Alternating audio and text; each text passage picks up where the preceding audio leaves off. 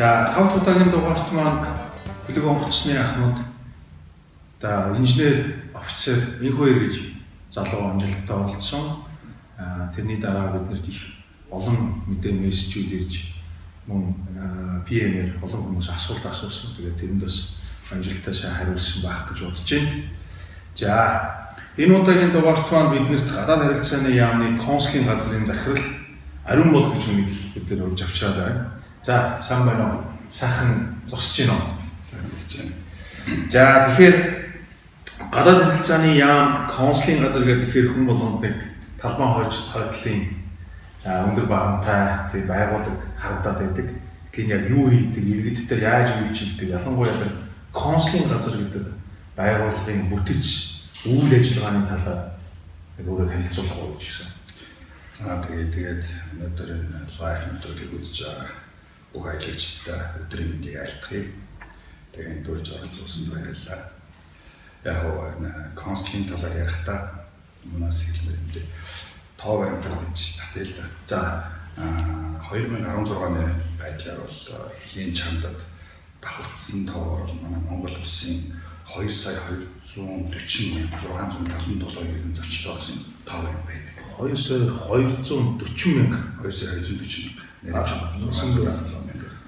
2,240,000 нэрж гэж манай хүн ам 3.2 тийм 3.2 явсан. давхцсан тоогоор нэг иргэн бол хэдэн удаа зарцсан гэж.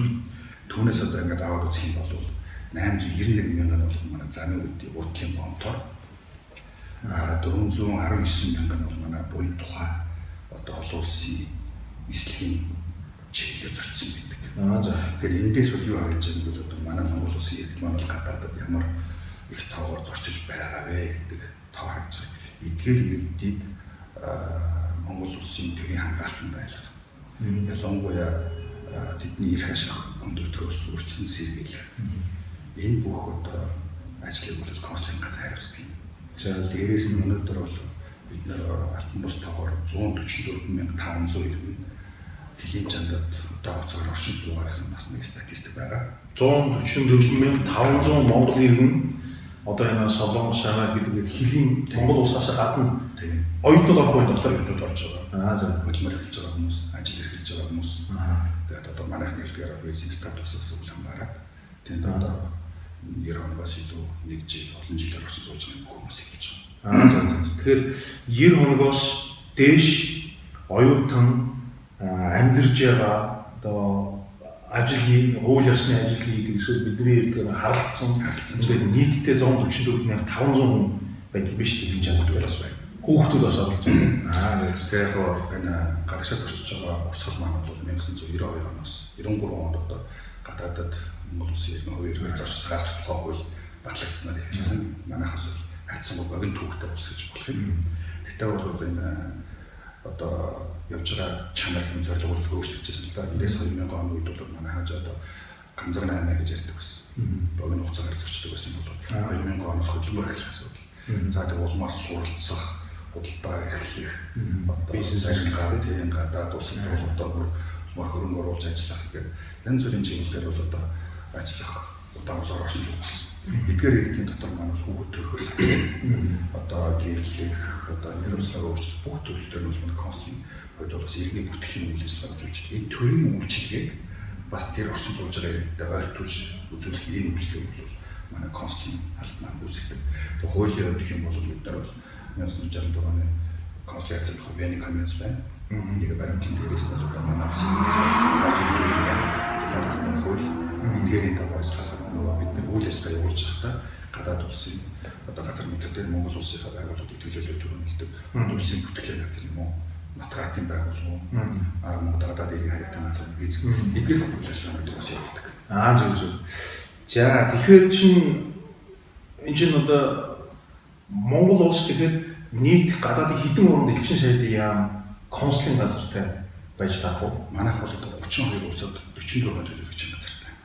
32 улсад элчин сайдын яам дээрээс консулын газар 3 статустай биш үү те? Гэхдээ 32 улсад 46 төлөөлөгч газартай байна шүү. Дээрээс нь манайх бол одоо бас бичирчин улсад 65 өргөмж консултай. За тэгэхээр яг энэ өргөмжид консул хоёрын тухай бас нэг ялгаар сонсъё гэж бодоод байгаа байхгүй юу?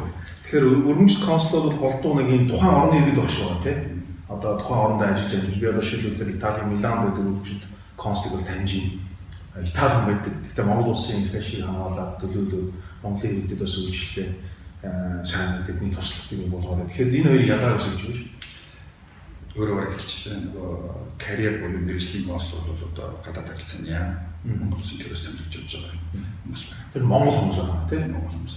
Дараа нь бол өргөмж консул бол тухайн улстай оршин суугаа тухайн улсын иргэн зарим тохиолдолд Монгол улсын иргэн байж байгаа тийм юм байдаг. За. Хүмүүсийг одоо өргөмж консул томилж зарим ажилладаг. Гэхдээ тийм ялгаа бол мэдээж хэрэг зарим одоо консулын хувьд хийх ажил байгаа чинь консулын харилцааны тухай бодоор конвенцийн бодоор бүлэгдэр одоо өргөмжлөлт консулын хүссэн консулын байгууллага бол ийм үйлчлэгээр бол ийм одоо даах юм хязгаарлалт байна гэсэн. Өөрөөр хэлбэл өргөмжлөлт консул илүү суугаа улсынхаа хуулинд илүү захиалсан суугаа улсын иргэн учраас. Манай одоо мэргэжлийн буюу одоо карьерны консул бол олон улсын эрх зүйгээ илүү баримталж тийч бол илүү одоо эрх мэдлэг байгаа. Мөн одоо бас дотоодынхаа жишээлбэл гадаад ажлын өргөмж консул маань материал үйлчлэж чадахгүй байна. Үүнээс бол одоо бас баг дотоод олгодог байна. Иргэний бүртгэлийн хувьд одоо паспорт сонгох хүмүүсд баримтчигтэй 26 мянгаар болж байгаа бас өөр боломжууд нь хязгаарлалт байдаг. Бусад талаараа бол иргэдийн эрх ашиг хамгаалах, Монгол улсыг сурталчлах одоо бүхий л одоо өөрөөр адилхан тийм. Тэгээд бас өргөмж консулд маань бас ямар одоо чиглэлээр ажиллаж байгаа гэдгээс хамаарат илүү бас ажилладаг хүмүүс бол хуулийн чиглэлтэй одоо энэ хүмүүс бол ихэж манай иргэдийн хамгаалалт бол илүү хүнтэй байдаг л да. Тэгээд солонгос зарим одоо энэ шоу томилгцсан хүмүүс эмнэлэг ажилладаг. Энэ хүмүүс бол манай одоо тийм оршиж байгаа хүмүүсийн эрүүл мэндийн асуудлыг бол илүү харах гэх мэтээр бол харьцангуй бас чиглэл бус тийм илүү давуу тал байдаг. За тэгэхээр чинь бол Монгол улсаас томилогдож очсон өргөжлөлт консул буюу тэр одоо элчин сайдын ажилтнууд дипломат ажилтнууд нөгөөх нь бол дипломат ажилтан биш гэж үзэж болох юм шүү дээ. Товчхон байгаа тийм үү? Өргөжлөлт консулуудыг үү тийм консулын ажилтан. Консулын ажилтнууд гэж үздэг байх тийм. За тэгэхээр иргэд Монгол улсын сая өөрөө хэлсэн 144 мянган иргэн байна. Гадаад одоо ямар нэгэн хэлбэрээр ажиллаж байгаа юм суулж идэв. Энэ хүмүүс манай энэ Монголын гадаад харилцааны яамны консулын албыг яаж үйлддэг юм бэ? Яаж тэр хүмүүст үйлчлэгийг авдаг? Хүмүүс юм сэтгэл хангамж нэр өгдөг. Зөвлөлт одоо бид нэр өөрсдөө ажиллаа хийгээл өөрсдөө тайлан бичээд өөрсдөө дүн тавиад байх юм бол жаа өрөөсгөл болно. Тэгэхээр бид нар бол бас иргэдийн оролцоо, иргэдийн үнэлт үнэлтэйг бол байн мэдэрч явах хэрэгтэй. Үндсэндээ бидний ажил бол иргэдийн одоо хэрэгцээ чиглэсэн байх хэрэгтэй. Ялангуяа бодлогын чиглэл дээр.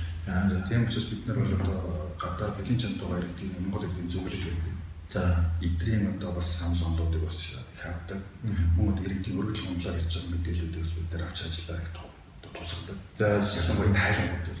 Тэгэхээр энэ дээр бол бид нар иргэдийн одоо энэ оролцоог айлуулах бий болохыг зорж ажиллаж байна. Үүний тулд бид нар одоо консулууд айлуулах юм одоо өнөөдөр ярьдаг одоо сошиал буюу нийт ертөнцийн хэрэгэлдэг бүх том одоо хэрэгслэр иргэдийн хүслийг авдаг болмоор байна. Тэдэн дээр одоо бичээд одоо манай ажилтнууд манай түнхээр энэ одоо ямар нэгэн модээр одоо доктор юм уу эсвэл тэр хамжтай ажилладаг бол эдгээрээс бид нар бас ил харж байдаг. Зороо ялангуяа өргөдөл одоо гараа хаалаа гэдэг одоо өргөдөл нь одоо үнэхээр бүрэн хаагдж байна уу гэдэг дээр бас хяналт тавьдаг юм тогтолцоо шийдэж ажиллаж байна. Өөрөөр хэлбэл иргэд консулын газрын ажилтнуудын тухай тодорхой хэмжээний одоо санал гомдоо танах явуулаад хариуг бас аваад иж болох юм шиг асуулт мажаахан дүгндэг. Өөрөөр хэлбэл дүгнэхдээ өөрт нь тухайн өргөдөл гаргасан иргэн миний одоо асуудлыг ийм хэмжээнд шийдлээ 10%, 50%, 100% шийдлээ. Тийм үнэлгээний бол үнэлгээний системтэй болчихвол бас ийм асуудал нэлээд бодиттой тоо плюс ширхэг байдлаар бол одоо бас ярих биш яг тодорхой байдлаар ярих гэж. За ойлголоо. Тэгэхээр юм байна. Гадаад амьдарч байгаа ажиллаж байгаа улсууд чинь за яг ингээд консулын газар элчин сайдын яам байдаг эсвэл өргөмжлөлт консул байдаг газрууд бол ямар нэгэн асуудал одоо паспорт би яг нэг асууж барах аялагчдын хүн тийм аялаар явж байгаа их олон асуудал гардаг байхгүй. Ялангуяа ингээд паспортыг их хулгаад алдах тийм бичиг баримтаа алга болгох эсвэл тэр чинь амьд сууж байгаа хүмүүс гэрлэгч үед юм аа эсвэл шинэ паспортаа шинээр авах гэдэг нь сонгууль гэдэг нь аюул олон үйлдэлүүд гарч байгаа. Элчин сайдын байхгүй газар яаж жишээлбэл энэ үйлчлэг авах вэ? Энд одоо манай толгойд хамгийн том асуудал нэг юм байхгүй. За өөрөөр одоо дипломат төлөөлөгч бол өргөмж консулын айл нэг байхгүй газруудад явж байгаа иргэд маань өөр улсад явж байгаа. Тэгэхээр баримт бичих болж юм бол тэр яаж доогдож суух вэ? Тийш тэр мод яаж доогдож байгаа. Хоёрын зал ажиллаж байгаа гэдэг нэгдүгээр төвөөр одоо бид нар яаралтай арга системээр хамгийн ойролцоо авсан суугч гэсэн юм буцаамжлахаараа тухайн улсад байж байгаа иммиграшн байгууллагад дамжуулаад хөрвүүлж байгаа. Зөвхөн одоо бид буцаах өнөөдөр байдлаар бол бид нар бас Малайзийн судал орсон иргэний одоо авчирхаар Бангкокоор дамжуулаад Тайландд ажиллаж байгаа. Тэгэхээр тэр Малайз гэхдээ манай консулын газар байна шүү дээ. Яг өөрөөр консул байдаг. Тэгэхээр бас нөгөө сая хэлснээр бол бид чинь буцаамжлах боломж өгөх зүүн асуудал нь бол манай Монгол сүнс судалт гэж шийдвэрлэж байгаа скандал юм бол тэр бол юунаас шийдэж байгаа. Зөв. Бүр одоо өндөртэй асуудал төрөг яаж гэдэг бичиг өнөөс араад явж байгаа гэрэл мэндийн асуудал болдог байхгүй. Одоо автосолт орж болно. Тэр мод энэ тохиолдолд бол маш өндөртэй одоо бид нар явж байгаа. Ер нь бичиж байгаа Америкоос газар байсан ч байгаа газар ч юм асуудал тохиолдоход бол манай иргэдэд тусламж үзүүлэлтүүд бол нэлээд хамаагүй байдлыг үүсдэг. За тэр боломжтой харах хэмжээ авдаг. Тэрэн дээр манай туу одоо ингээд төсөлжийн үднээс бол гадаад байх юм бол даатгалтай гэдэг үгсүүд эдгээр асуудал үүс нарийн баг үүсэж байгаа юм гэж байна. Тэгэхээр ингээд товчхон ингэж бодож болох юм шүү дээ. За асуудал бодлоо гэж бодоход хамгийн ойрын элчин сайдын яамаар дамжуулаад тухайн орны иммиграшн буюу одоо хил хяналтын газраар дамжуулаад бид нэр төр хөнгөх болгоод иргэнээ буцааж авах боломжтой юм байна. Эрүүл мэндийн болон тодорхой үйлчлэлийн дүгнээс даатгал зам хамгаалж явах хэрэгтэй юм биш үү гэсэн. Тэгвэл нөгөө даатгалаар асуудал шийдэж болохоор юм шиг үү? Буцаагаад армийн хэлбэр одоо эрүүл мэндийн асуудал одоо төлөвийн асуудалд оруулдаг. Яг тэгээд дээрээс бас нэг одоо би хийж байгаа нэг асуудал маань бол одоо virtual маягаар цахим маягаар тэр хүмүүстээс хүрэх үйлчлэг хүргэх юм төлөө. Яг надад ч асуух чинь одоо ингээд энэ үйлчлэгийг захимжуулах хэлбэрлэл аамаас анзаарч юм хийж байгаа юм. Тухайлбал одоо манайх чинь өөрийн аптай гэж байна шүү дээ. Тэгэхээр манай мэдээллийг одоо шилбэл танаа энэ манай одоо шилбэл танаа мэдээллийг манай энэ группээр дамжуулаад шилбэл те хамтраад ажиллаад бид нэр хоорондоо одоо ийм зүйлүүдийг өгөөч гэдэг юм. Эсвэл хүмүүс нэгэнд аялж байгаа юм чинь консулын газрын вебийг одоо эсвэл апыг татж аваад тэрний шаардлагатай мэдээллүүдийг гаргаад тэгээд хамгийн гол нь өөрт одоо юм чинь асуудал тохиолдохгүй бол санзахгүй шүү дээ. Тэгэл асуудал гарахаар л үзэж авах хэрэгтэй байна шүү. Тэгээд тэр байдлаар хангах тухай ямар нэгэн арга хэмжээ авч байгаа юм уу? Төлөвлөж байгаа зүйл төлөвлөж байгаа юм байх уу? Засгийн газрын мөрөдөл бүтчихсэн одоо энэ консулын үйлчлэгээр захин хэлбэрт оруулах гэсэн байна. За. Тэгээд тэргүүлэх чиглэлд бид нар одоо ер нь ихний одоо захимжуулах үйл ажиллагаанууд эхлүүлнэ. Эхнүүд одоо бид нар гадаадд чиглэл пассворд шинээр мэдүүлж байгаа иргэдийн асуудлыг болж хурцсах тийм зүйлс цагаан зүйлтэй холбосон. Одоо хуруу гарах хийхдээ манай иргэдийн нууцтай мэдээлэл авах хэрэгтэй шүү дээ. Тэгэхээр тийм учраас чи явсаар одоо 90 хоног дотор заримдаа пассворд авч энэ хугацаанд хүмүүсийн визний хугацаа гадаад орж байгаа хүмүүс 90 хоног дотор би 90 хоног байсан чи. Зүйлс багч байж болно. Энийг бол бид нар өнөөдөр жоохон одоо мэдээлэл хурдан интернетээр явуулчих зэрэг хугацаа маань бол хамаагүй бага болоо. Ойрын газрууд бол бид нар 10 хоногийн дотор пассворд хэмжээс хийлээ буцаад явуулчих жоох байхгүй. Тэгээд цаана бол одоо төсөө захиргаа цорон банкын давхар арга хэмжээнүүдийг 10 хоногийн тийм тухай журам баталсан. Тэгээд мэдээлэл гэж энэ хамгийн чухал байхгүй. Хүмүүсийг бол мэдээлэл хангах хэрэгтэй. Мэдээлэл авах их нэрдэд байх, мэдээлэл өгөх үүргээ бид сайн хэмжүүлж байгаа. Хамгийн албан ёсны зөв одоо мэдээллийг сурвалж өгч байгаа. Консулцыг нэмэх гэж веб хуудсыг ашиглаад манай иргэдэд одоо хамгийн чухал шаардлагатай мэдээллүүдийг тийж хамгийн хурднаар тавих зорж ажиллаж байна. Хаач ус үзэх боломжтой.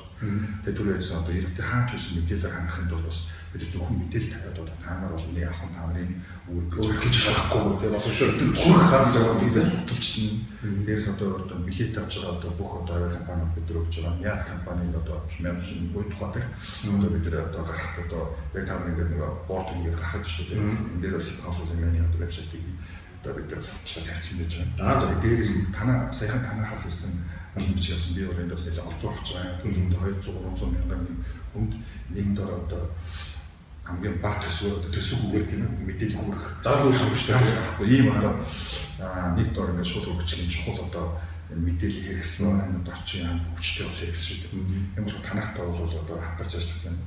Өөрийн маш сонирхолтой байгаа. Ямар дамжуулаад байгаа мэдээлэл мэдээллүүдийг өгөх ялангуяа үндсэн зэрэг хэлэхгүй явж байгаа гэдэг бид нар одоо элдв осолд оруулахаас бол хамгаалах ёстой. Дэлгэрээ тийм. Тэгээд дээрээс нь бол түрүүн ярьжсэн одоо энэ юм чинь бид нар бас олон чиглэлээр өсөлтөө технологиг ашиглах ёстой нэг чинь аппликейшн болгоод байгаа үндсэндээ явж байгаа юм бол одоо Google-ийн map биш тэр хаа байна гэдгээс хамаараа тэр ойрхон байж байгаа чи зайдын яамынхаа хаягийг өөр дүрмжээр паспортыг гэлээ гэж яах вэ? Хүн болгон заавал мэдчих харахгүй яг асуудал гарахад ерөөсөө шийдэл байж байгаа юм. Тэр энэ чинь хандаж байна тийм. Проблемуудыг шийдэх. За зүгээр наач их гоё мэдээлэл байна. Одоо бас нэг одоо юу гэдэг нь одоо нэг чиглэл болж хөгжүүлэхээр ажиллаж байгаа. За тэрээс зорилгоо тавьж байгаа. Окей. Good. Энэ наач их гоё мэдээлэл байна. Тэгэхээр бол манай дэлхийн аялал шоу бас манай групп болон манай ап маань шил консультинг хамтарч ажиллаад та нар мэдээлэл өгөөж өгөөд иргэдтэй аялагч нартаа тийм зөв мэдээлэл өгөх боломжтой байна шүү дээ. Хоёрдугаар асуудал энэтэй уялдуулаад нэг асуудлаар би өөрөөс чи тодруулах гэж бодож байна. Тухайлбал за Монгол улс за бид нар чинь ингээд аяллаад явхаар Монгол улсын иргэд чинь виз авах гэж нэг асуудал байна тийм. За одоо Монгол яг хэдэн улстай албан ёсоор визгүй зорчдог Монгол улс. За би бол жирийн иргэний хөвлөлөө гацсан юм тийм. Ийм байгаад ер нь бол одоо яг түрүүнээс консультинг юм дээр албан ёсноор эсвэл их юм одоо мэдээлэлүүдийг хэдэн ямар хэлцээр байгуулсан гэдэг тавьсан байна. За заримдаа зарим улсууд бол одоо энэ хэлцээр мэдгүй манай гэж зөвхөн зорчдог улсууд бас яг энэ асуудлыг эргэж хараад ямар хэлцээр байдаг гэдгийг ч бас манай яг мэдчихэд явах гэж чухал хэрэгтэй болдог. Одоогоор 19 улсууд бол манай яг бол одоо ингийн бастаар виз үзэрч байна. За 16 улсад дипломат албан консультаар виз үзэрч байна. Энэ тог бол нэмэгдүүлэлт үзэрч байна. 19 улсад Монгол улсын иргэн визгүй, 26 улсад дипломат паспортоор визгүй юм байна тийм. Өөрөөр хэлбэл 7 улсад албан гэж байгаа. Дипломат албан гэдэг. Тэгэхээр нэмэгдэж байна. 19-тэй нэг нь 26. 19-тэй нэг нь 26 байна тийм. Зүгтэй. За тэгэнгүүт нэг асуулт гарч ирнэ. За яг хөө иргэд маань ойрын одоо шилбэл манайхтай харилцан визгүй зорчдог орнууд руу их аялдаг. Тэр нь бас баг бүх орноор манай аялагч нар аялчих шиг боллоо тийм.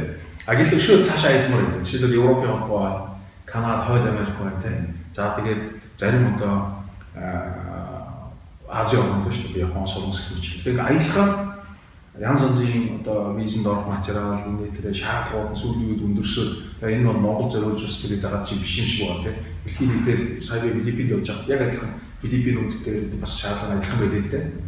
Тэгэхээр миний зүгээр бодож байгаа бодлоор юу гэхээр энэ дипломат паспортаар аялж байгаа хүмүүс энгийн иргэд 19 хүмүүс эдгээр чинь ялгаа нь яагаад дипломат паспорт гэж нэрлээд тэр хүмүүст нь боломж илүү олгоод байгаа юм шиг ойлголтоо гэдгийг энэ талаар бас нэг тодорхой хэлж байгаа. Ер нь бол энэ шатаалс юм 10 жив ашиг байгаа гэдэг байхгүй юу? Яагаад гэвэл одоо визгүй болгохын тулд тийм нэгдүгээр бид нар өсөө тийм хийстээр түүх үсэх хэрэгтэй гэдэг. Зөвхөн одоо гэрээ хэлцээр гэж бол манайд үүндээ ихэд хэлэн чанад сайн хэлсэн шүү дээ. Тэр олон нэргэн байгаа учраас хүн амын тоонд харьцуулах процентоор олсон илүү өндөр байхгүй.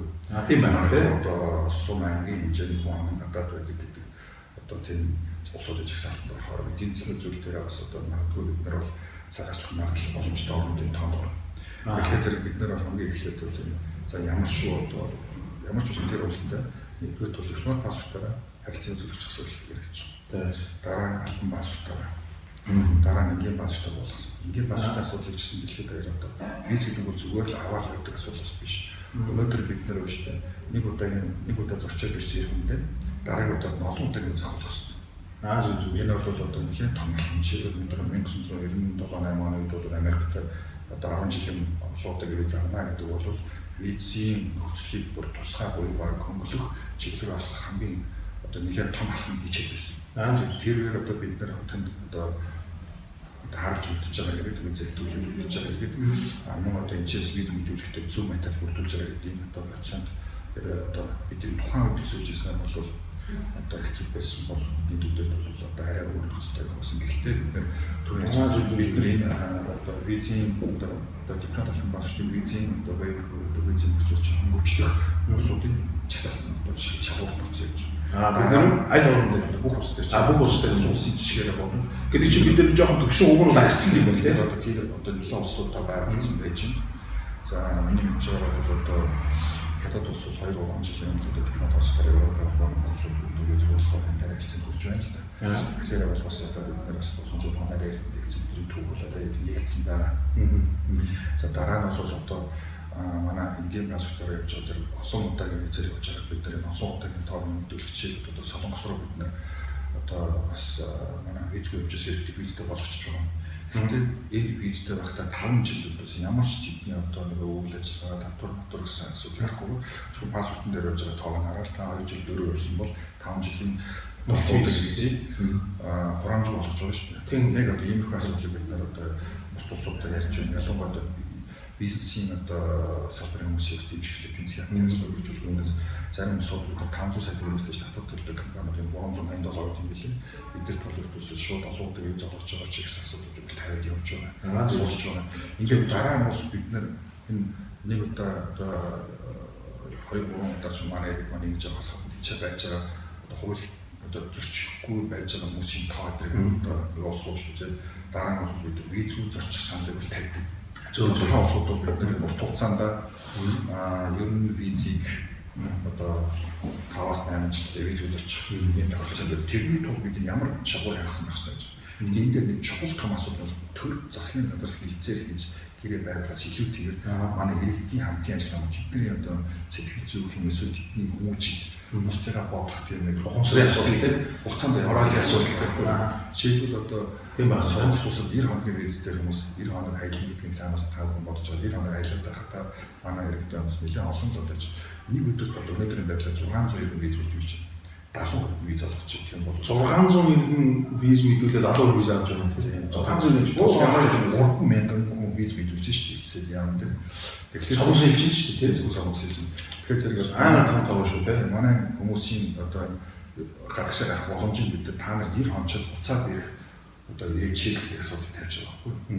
Тэгэхээр бид энэ боломжийг ашиглаад байх юм бол явандаа бид виз өгөх шүү. Бид нар заавал тэнд олон одоо хугацаагаар хуулийг хэтрүүлэн байж, бусдаас нуугдсан байж, эмнэлгийн тусламж авч чадахгүй одоо бусдад хандж чадахгүй энэ байдлаар бол амьдрах юм байдлыг яванд ажиллах иргэдийн маань одоо олон цагийн чухал байгаа юм. Яг нь ихтэй би бол ингэж харж байна. За явж гэсэн ихлээр сая дээр энийг яриаг нэг конклюжн буюу нэг жоохон товчлын хэл та.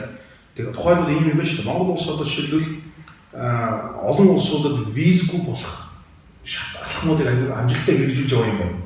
Яриа хэлцээрээ дүүшин те. Тэгэхээр тэр визгүй болох процесс нь өөрөө хэд хэдэн шат дамжуулалт дамжуулт юм. Нэгдүгээрт нь болохоор эхлээд бүх хүн виза аплай хийж виза авах хэрэгтэй биш үү? Одоо албан болон диплом паспорттай ч виза хамаагүй те. Тэгээ яванда тодорхой төвшөлгөөрөд ирэнгүүт нь дипломат паспорттай хүмүүсийн визгүй болгодог юм байна те. Тэгээ харж байгаа тотоо баримт өнөөдөр статистикийн харж байгаа албан паспорттай хүмүүсийн визгүй болгодог юм. Тэгээ хамгийн сүүлд нь иргэд нь визгүй болдог юм шүү дээ. Тэгэхээр одоо манай саяхан одоо шилбэл Японд диплом паспорттай хүмүүс визгүй боллоо гэдэг мэдээ явж ирсэн шүү дээ. Энэ чинь юу гэж юм гэхээр сайн мэдээ юм шүү дээ. Ер нь бол удахгүй ингээд албан ингээд иргэд маань визгүй болдог замруул одоо ойртож ийн гэж ойлгож байна. Зөв үү те? Зөв. За диплом паспортын өмнө манай хол Японд 5 жилийн олон удаагийн виз олгох хэрэгтэй байсан. Маш тэр энгийн паспорт. Энгийн паспортын хүмүүс олон удаагийн мультивиз авах боломжтой боломжтой. Тэрний хэлсэн юм байна. Тэрний хэлээд тэрийн дараагийн шатсан шүү дээ. Тэгэхээр дараа нь ч юм уу ингээд хөрвүүлжлээд амжилттай явж ийн гэж байна те.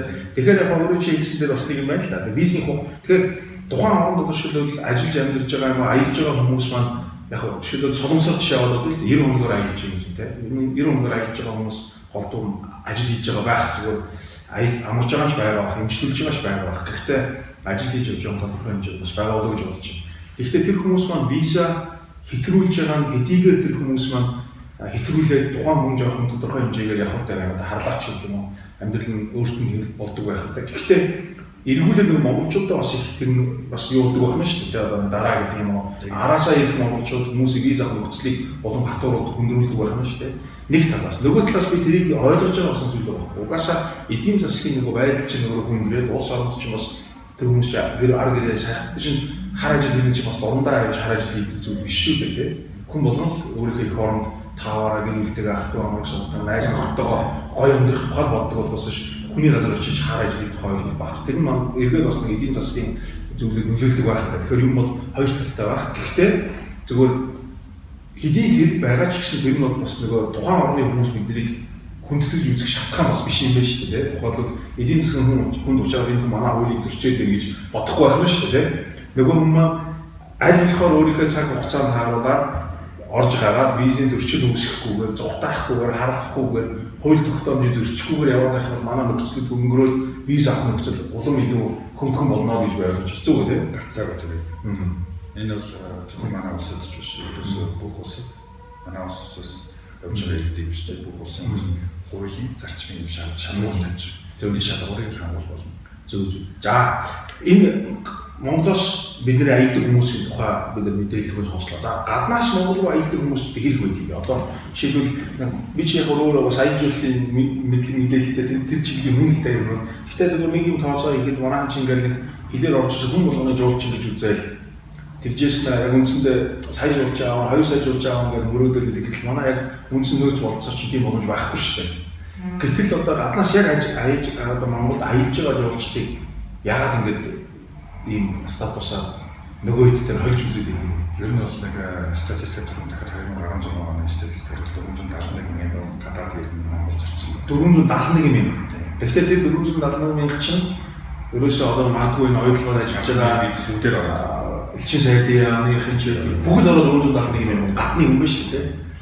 Бид нар одоо яг одоо тооны хүмүүс ирж байгаа гэж байна. Тэгээд энэ дээр бол яг манайх виз олгодог энэ Жумейк гадаадын одоо стандарт хөгжих спорт. Өөрөөр шалгуур нь эдийн засгийн манайхын шалгуурыг хангаж өгч ирэх хэрэгтэй. Одоо яг ирж байгаа зорилго нь манайд аялал жуулчлалаар одоо мөнгө зарцуулах гэж ирж байгаа хүмүүсд виз олгож байгаа хэрэгтэй. Болон мөнгө олгох хэрэгтэй. Гэхдээ үр дүн одоо цаг зарцуулж байгаа гаргаж байгаа үйл ажиллагаа нь бол одоо зөөрч хөнгөрч байгаа боловч хажууд нь одоо бүртгэл хялт болон хөгжсөн байж энийг гаргадаг байхгүй. Тэгэхээр одоо юуны өмнө бид нар бас цахим виз төлөвлөлтөд хичээгээд байна шүү. За цахим визээр бол нэг төр цонхоор байдаг л да. Тэгэхээр бол бас манай одоо визийг аваад нааш ирэх асуудал нь бол мэдээж хэлбэр болон төрөний таны ярьж байгаа нэг сар 2 сар жуулчны хүлээж авахд бол зөвхөн одоо бизнес карт нэг аялал жуулчлалын дотоодын хардвер биш мэдээж бүхэн бааштай софтвер нь одоо манай хуулийг тавьсан.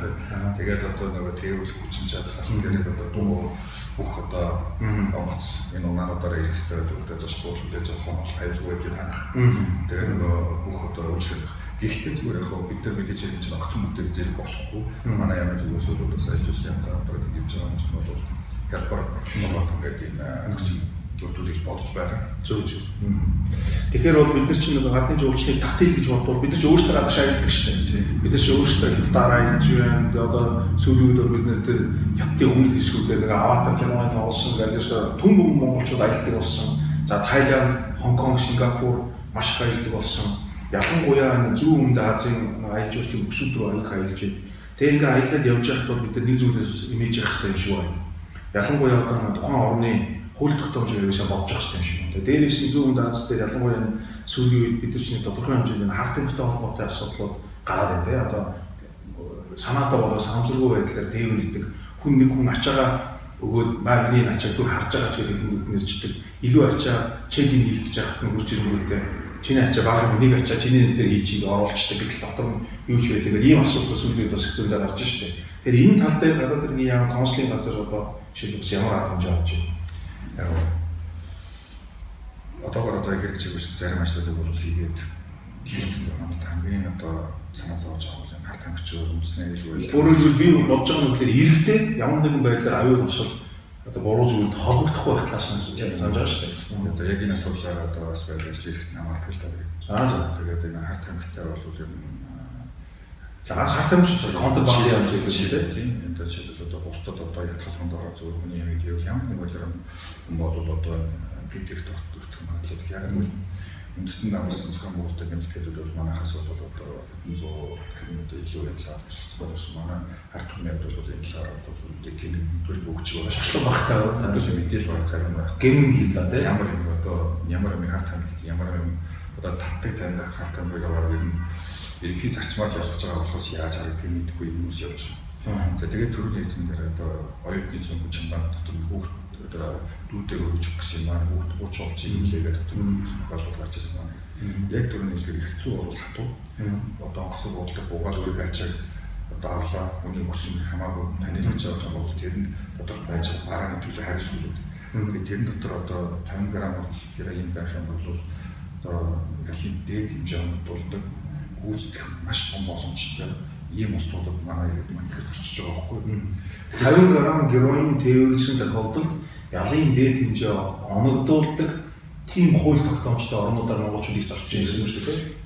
Дэлхийн бусар ахиу орнууд бол хатагтай холбоотой хуулиа чангадах гэж чангадах бол одоо нөгөө энэ гэмтэргийн одоо сүлжээ гэмтэр арай одоо гайвуутай гэмтийн юмсууд руу одоо хөлтэй оролцоо шилжиж магадгүйс нэг байна. Тэгэхээр хамгаалалт гарна үү дээрээс. Тэгээ бид нар бол хэд хэд юм гэж байгаа. Мэдээж хамгийн их иргэдийн мэдээлэл бол бид нар одоо үндэсний оператор руу хандаад байна л да.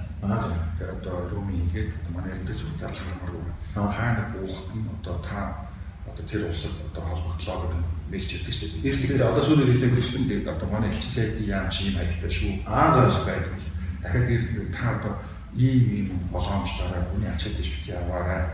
Одоо мөн одоо хүн хөдөлгөөд хөрч ус болж болно. Энэс болгоомжлоороо мөн одоо зарим газрууд одоо бид нар жишээлбэл түрээсэн манай өндөрч одоо виз үзэгчдээ манай хачин одоо 200 гаруй тэнд аялал жуулчлалын компанитай ч төгжин тоглоод концерт одоо хийгээд ингээд тэгээ явахтаа бол одоо мөнгө авах ус сүлдээ лидер чинь баригдаа торгуул төлөв босч ирж байгаа тохиолдол гэдэг байхгүй юу. Тэр чинь бол хөдөлмөр эхлэх аймагт орцсон асуудал болох. Тэг хуулийн зөрчсөн бас манайх бас одоо манай урлагийн хүмүүс надад очиж зарим одоо томилт хийлээ манай гişлээ тэр чинь бас байгууллагаас хараад татвар төлөх ёстой юм гэж үзсэн. Орлого олсон ч бас гэдэг ингээд хуулиараа бүтүүлсэн чинь бас бодох харагдав. Зөв энийг бол бид нар бас аль болох мэдээлэл түрүүнийхээс консулсын нэмээд танаа сүлжээрээс дамжуулсан мэдээлэл хэвчээ. Тийм байна тийм. Зүгээр яг уцны юугаар ярих манай бид чинь тэр бүтээл нэмэгч гэдэг бас бид нарт нэг юм болсон юм судал үзэж байгаа. Зөв. Тэгэхээр өөрөөс хамгаалах хамгийн шилдэг арга бол яах вэ гэхээр нэгдүгээр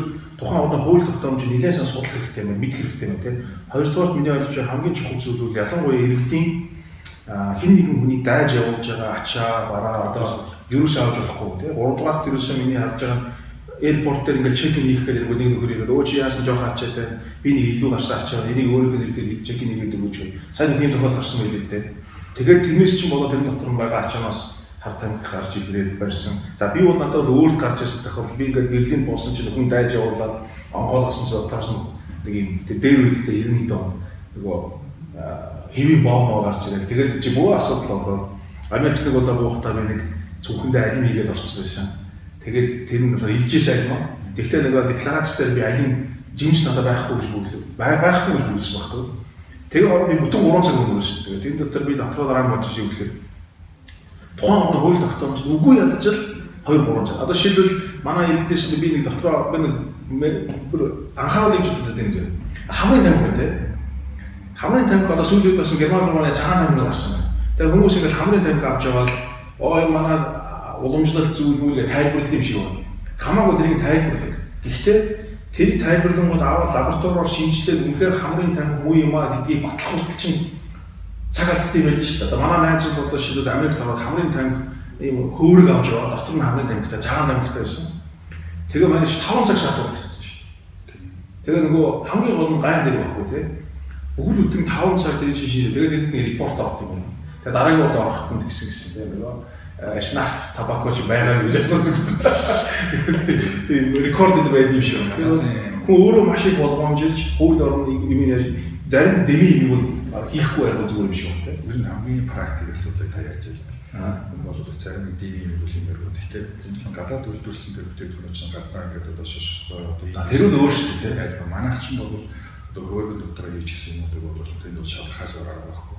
Арц авчиж байгаа баригдсан асуудал байж л. Арцыг бол шалгадаг гэсэн тийм. Яг зарим нь одоо шалгаж үзсэн. Зарим нь ойлгоод байгаа байх. Монгол хэлээр харагддаг шүү. Гэхдээ бол наривчсан одоо тэнэтхөө одоо технологич өндөр хөгжиж шүү. Төрийн тарихсан самсруугаар авчиж байгаа юм бол ингээд ноцтой асуудал гардаг юм аа.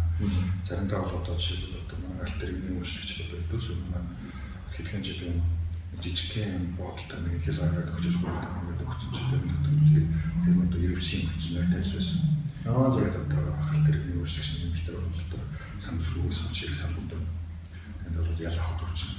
Эсвэл нэг чиглээс наашаа гар утсан одоо жижигхэн хүчнээр найзах юм бол мэдээж хэрэг янз бүр хаатай юм хийчихсэн байна. Саяхан Австрал би 2 сард Австрал очсон. Австрал очоод буунгууд Австралийн хилийн нөгөө Галийн албаных намайг Монгол гэдэг гэсэн чинь Монголоос ирсэн нөгөө заашаа бол хажуудлын журмаа оруулаад тэгэл за асуусан асуулт бол нөгөө сигарет биш тамхи байгаа юу гэж асуусан. Би тамхи байхгүй гэсэн чинь тийм үү гэл X-ray-ээр оруулаад тамхи байхгүй бол заа гэл. Тэгээ би дараа нь Сидней дэх монголчуудын групп гээл тэрэнд нь ороод мэдээлэл авч ирсэн чи ерөөсөө Австрал тамхи хүнтэй юм бэ. Тэгээд Австралич монголчууд тамхи авчиж бивэндээ зардаг юм уу эсвэл одоо захиддаг юм уу тийм юм биш. Тэгээд ерөөсөө монголчуудыг хараад за энэ бол 50 авч яваа гэж бодд юм байна. Тэгээд надаас асуусан цорын асуулт зэрэг 50 байгаа юу гэж асуусан.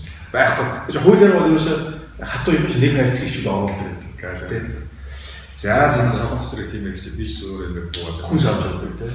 Цагаансараар одоо бүр боо ууц идэж ч юм уу одоо хэмжээ хязгаараа алдсан юм биш бол тэр сууг авсынхаа боломжийг ашиглах тэр үеийн одоо заасан тийм үү тийм.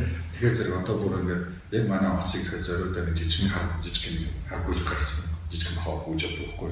Солонгос үед одоо тэгээд хүнсний юмтай чамдааныг үлрэхээр нөгөө сонгоцод ийм том одоо шаан гэдэг юм аа. Тийм. Тэгээд одоо хэлээр хандсан тохиолдод шүү. Тэгэхээр тийм дөрөв очиж тийм хяналттай тийм одоо энэ дээр одоо ингээд өөрсдөө ингээд зардлыг алдаа, цагаа алдаад ингэж хайрлах юм л. За нэшиндээ дараагийн удаа виз болох нөхцөл төр ч гэсэн асуудал үүснэ шүү дээ. Тэгээд манай хэдүүл за ойлголоо баярлалаа. Тэгээд би ингээд нэг юм одоо ингээд өөртөө чи ярилцахад нэг юм хараад байна л да. Юу гэхээр за ажиллаж амьдарч байгаа улсууд удаан хугацаанд ажиллаж амьдарч байгаа улсууд өөрсдийн гэсэн бас зөв чигээ олоод тэр чинь бас нэг гэр бүлэрээ шоу байд юм шиг байна. Аялж байгаа хүмүүстэй гардаг дараагийн нэг том хүндрэл нь юу гэвэл хэлний асуудал байдаг. За зарим улс орнд ингээд хэлний асуудлаас яг мэдээж аялж байгаа хүмүүс чинь зоригтой сүүлийн залуучууд гоёсон аялалтаа мондөг бүгдээр явсан. А тэгээ хэлний асуудлаас болоод хүмүүс гээд хин нэгэн хэлтэй хүнээ дагаж явдаг баг групп болж явдаг те. Тэгээд тэрийг аялуулдаг компаниуд байна л. Тэгээд тэр компаниудаар ингээд хараад явж байхад сүүлийн үед гарч иж байгаа том хүндрэл нь групп аяллууд чинь тухайн орны нөгөө явж байгаа одоо зохион байгуулж байгаа аяллууд нь болохоор мэдээж тухайн орондоо бол үзэж харах юм сайхан юм үзүүлдэг багтай. А гэтэл тэндээс эргэж ирээд янз янзын байдлаар нөгөө их гомдол гараад юм шиг. За юм болохгүй, тийм болохгүй, ингэж юм тэгж юм. Тэгээд би нэг хэд дугуйтай гомдол авч яхад яаж яасан бэ гэхээр шилүү сая багаар нь гэж аваа явчаад хил рүү орохгоо ямар нэг хилийн нэг юм иммиграшны асуудлууд үүсдэг юм шиг байна тийм. Тэгэхээр нөгөө 20 хүмүүсийг авч явж байгаа юм чинь 1-2 хүнд зориулж бас орчуулга гэдэг хийж чаддаг. Нөгөөх нь өөрийгөө хамгаалж чаддаг. Тэгээ энэ тохиолдлуудад тухайн орны элчин сайдын яамдууд болон эсвэл Монгол руу ингээд уцтаа тусламж үзүүлэх одоо харамч нэгж байгаа хүмүүс Монгол улсын хүмүүс паспортны ийм байр дээр ийм мэдээлэл тусламж үзүүлэх тийм үйлчлэг байдаг. Тийм үйлчлэг байхгүй. Зүгээр яг манайх ажлын бус руу нэвтрэх гээд орсон саат болоод хүн одоо хэсэг яамд хандах хүсдэг манай хэсэгт хандсан. Тэр хуучин хүмүүсүүд гэдэг юм тийм. Ямар асуудлуудыг хэвлүүлээд үнэлэлтэй байх юм бол таа. Яг л өдөр чинь өөрөө дотоодын хуулиар зохицуулах хэрэгтэй. Манайх тэр аль нэг гадаад улсын газар нутгийг алхангуудад тэр улсын хуулийг мөрдөх хэрэгтэй. Ийм үр хүлээж авахгүй. Тэгэхээр зэрэг тэр хүмүүс заримдаа бол одоо өөрийгөө тайлбарчаад өдрөний дээр олоолох ганцаар явж ирсэн ч гэсэн одоо эмнэлгийн одоо яаралтай одоо тусан тохиол явж байгаа хүмүүс байх юм бол тэрийг тайлбарж үзүүлэх шаардлагатай байдаг. Гэтэл тэрийг одоо үзүүлж чадах уус заримдаа бол одоо хүмүүсийн өөр байдалтай батгалах юм бол бид тэр цаад эмнэлэг рүү нөхдөд эмнэлэгтэй нөхөж асуудаг. Манай анх заримдаа сөрөг чиглэл их хөдлөж бод юм байл. Тэр дээр одоо асуудал гарах юм бол айлтгаж зохицуулах ажиллаж байна. Одоо зөвшөөр яг одоо бууж байгаа төрөл явж байгаа хүмүүс аль нэг оронд Лонгорд, Европ, Америк, Канадад орох юм бол миграшн хатуу тэр аялал жуулчлалын компани тэр үедээ бэлдэж өгсөн байхгүй бичгийн гараад та одоо ингэж асуул юм хариулаа. Одоо та бүхэн мөнгөтэй юу, мэдтэй юу, тэмээ бачаа чинь юу гэдэг ийм жижиг юмтай тэрийг нэг хариулаад атгатай харуулаад үзүүлээд байх. Тэгэхээр тэдгээр асуудал гадаадын аялал жуулчлалын компани гараад ах тийм бүгдээр ингээд одоо ялангуяа одоо Япон өөр байж байгаа. Яг манай ч зүудгэлтэй. Тэгээд чийг өөр хийг харуулаад гараа явуулах маягийн зүйлтэй. Тэгээд нөгөө хөхмө бэлдсэн 1 2 3 гэдэг уулцсан гэх амархан. Зөв иймтэй болоо илүү хүмүүст бол туслах. Тийм тэгээ би түрүүн асуулт маань үргэлжлэе л дээ. Одоо тэгээд за тэгэхээр ингээд аялж яваад ингээд очихтой хүмүүс чинь ингээд группээр явж байгаа тохиолдолд олуулаа явж байгаа тохиолдолд таалагдах юм байна. Дээрээс нь олигдуулах юм байна тийм. Тодорхой хэмжээгээр юм алдах юм байна. Тэгэхээр ингээд тентхийн цагдаа ширэг одоо шилүүд тухайн үйлчлэлийн компанид ч улсын хамжиг байгаа байдлаа гомдлооч гэдэг үдэрийг илэрхийлэх үйл яа гэдэг. Манай энэ консулын газрыг дамжуулж илэрхийлэх болов эсвэл яг яа тэр манай бид тэр процесс нь тохиолдсон зүйл учраас би тодруулж байгаа юм л да. Одоо аялж ирчээд сэтгэл хангамжгүй байлаа. Тухайн орны үйлчлэл гэсэн. Магадгүй тэр хүн чинь компани руу хуваарай холбоо дотор аялцсан байж болно шүү дээ. Гэтэл очичоод нөгөө хүн амснаар биелүүлээгүй ч гэдэг юм илүү мөнгө төгрөг шаардсан ч тэгээд газар дээр очиод тухайн хүн амьтны хэрэлдээ төгдөн шүү дээ. Тэргүй чи буцаж ирчээд танаа ямар дамжуулаад тухайн улсын гадаад хэргийн яам шигтэй юм цагдаа зэргийн байгууллагаар дамжуулаад гомдол мэдүүлэх хэний байдгүй. Ерөнхийдөө бол гомдлол гаргахдаа ийм хүсэл гарна. За манай хөрөнгө оруулалт гэдэг одоо хуультай шүү дээ. Нэгдүгээр төрөлтөөр иргэн ирэх шиг хөнгөгдсөн байв. За. Тэр батлагч явдаг. Чиглэл юм алдсан байж байна. Тэр байх юм бол хамгийн ихлэ тэр хуургацсан цагаар зарилгцсан гэдэг нь ялгаагүй цагдаагийн газартай мэддэг гэсэн үг байхгүй. Аль тэр яалтад цагдаагийн газартай мэддэг. Тэр хэлний мэдлэггүй боломжгүй коммуникац хийх чадваргүй л юм яах вэ? Их их газар ялангуяа олон улсын зохиол дээр бол олон улсын хүмүүс томчтой зэг байт юм лээ.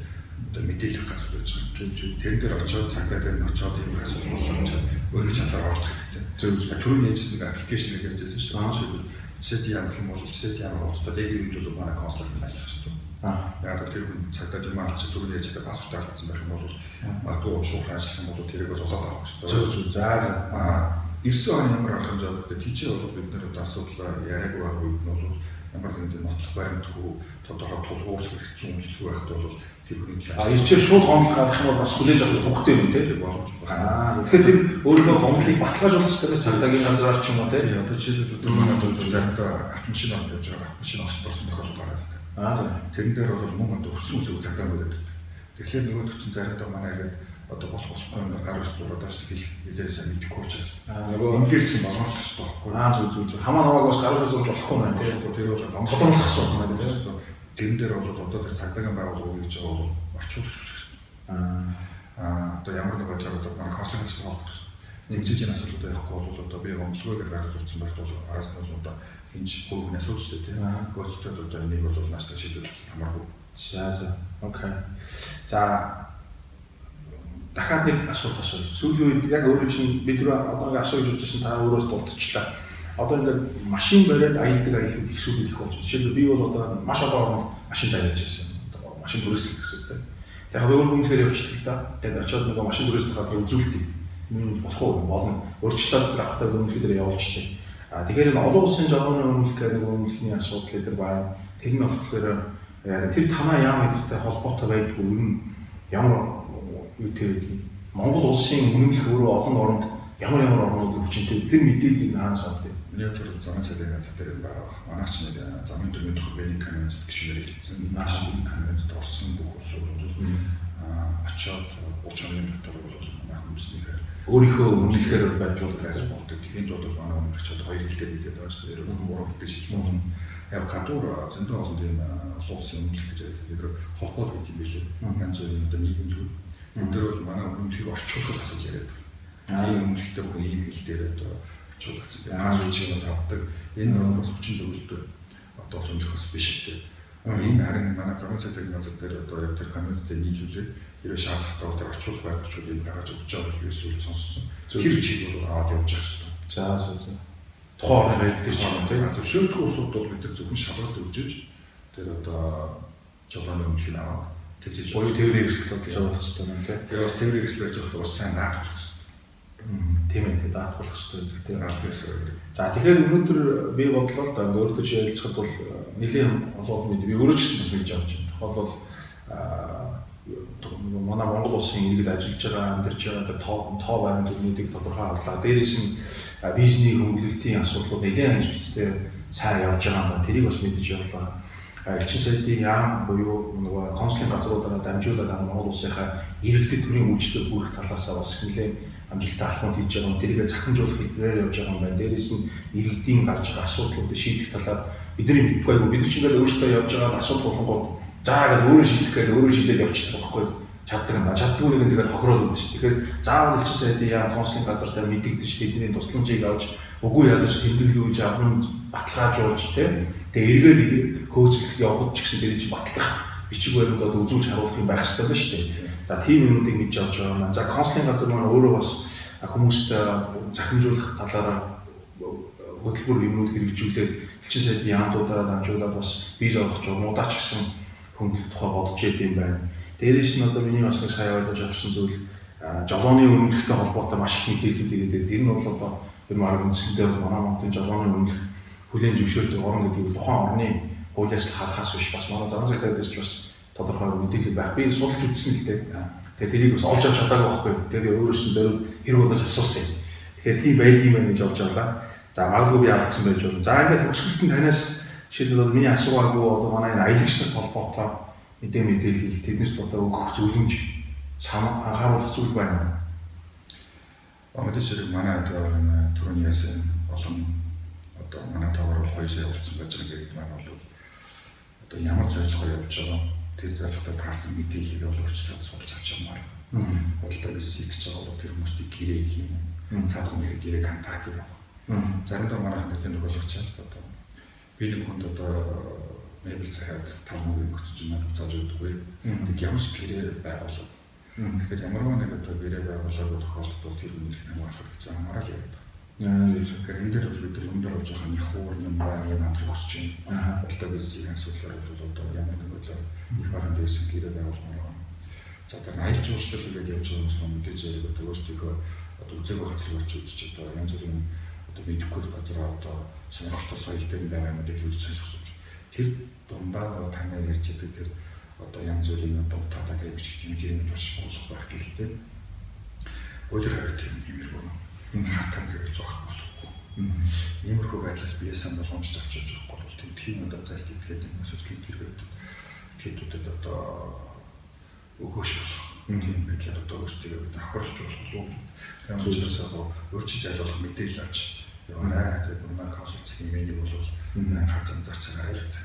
За консулт сегмент гэдэг сайтаар манай дэлгэр аялагч намайг бас мэдээлэл авч болох нэ. За ингээд баярлалаа. Цаг зав зарцуулаад манай аялагчдад мэдээлэл өгсөнд баярлалаа гэж амжилт хүсье. За баярлалаа дэлгэр аялагчдаа хэрэгтэй мэдээлэл авсан байх гэж бодож байна. Тэгээд дараагийн лайв хүртэл баярлалаа.